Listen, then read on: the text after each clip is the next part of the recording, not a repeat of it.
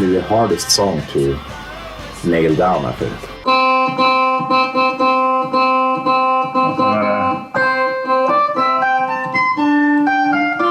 Something like that.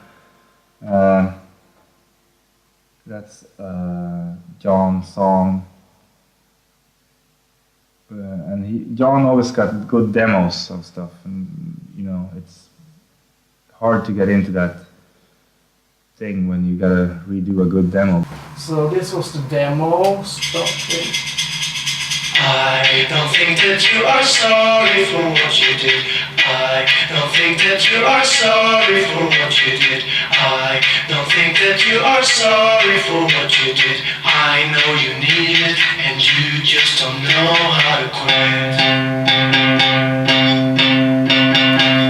And it had a verse that we cut out. You've got time to make up your mind, but you can't explain why it takes such a long time to decide if you should go ahead and lose your money, mind and memory. But then we redid the song, and I'm on the road again. That thing was that Can Heat, and then it sounded something like this.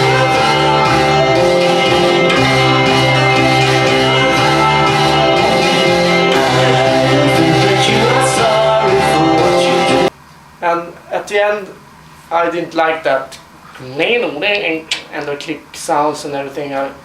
So we had kind of a discussion about this. Ended up saying that, okay, John, if you want to make this the way you want it, you have to make it yourself. And we also wanted to sound like this song.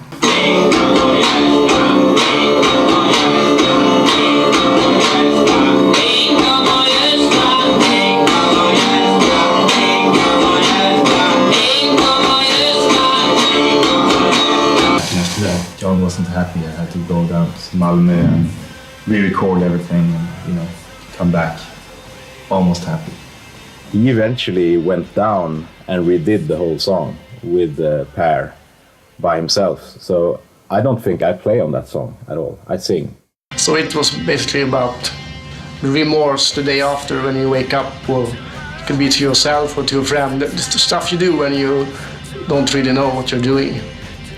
The lyrics that was built out, that I have just made some sketches about, was the contradiction about that you think it's good to let go and not control yourself, and it's easier to do that when you're drunk, but sometimes it goes overboard and you do stuff you regret, and it's that balance between those two things, knowing when to stop and knowing that you might not be able to stop.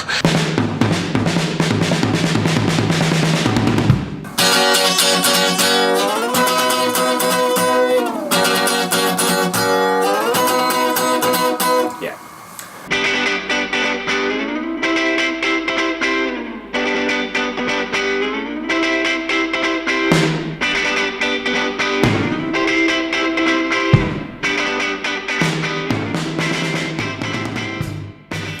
And it's a funny story behind that song, because me and John went to Berlin and we were out looking for a record store that John had got recommended by his brother that were supposed to be good, called Dig a Little Deeper. And on the way there, in a taxi, we passed one of the big art museums, I don't know which had a exhibition showing at that time called All Art Has Been Contemporary. There was a big banner outside the museum. So I thought those two lines kind of went well together. The song is kind of formed like a dialogue between two persons, like negative, positive, different standpoints, so to speak. One that thinks he knows everything and the other one is a little bit more interested. And that's of course the character saying you should dig a little deeper, you should search a little more. And musically, the riff is very inspired by a song called Tighten Up by Archie Bell and the Drells. And when I did that demo, I think I did it down here. I had a drum kit set up here somewhere. and I tried to play really funky drums. It's like a kid playing drums, I think, to start with. When you it's just like when you just hit the next limb. Or We got this in the Gmail from Peter Morel.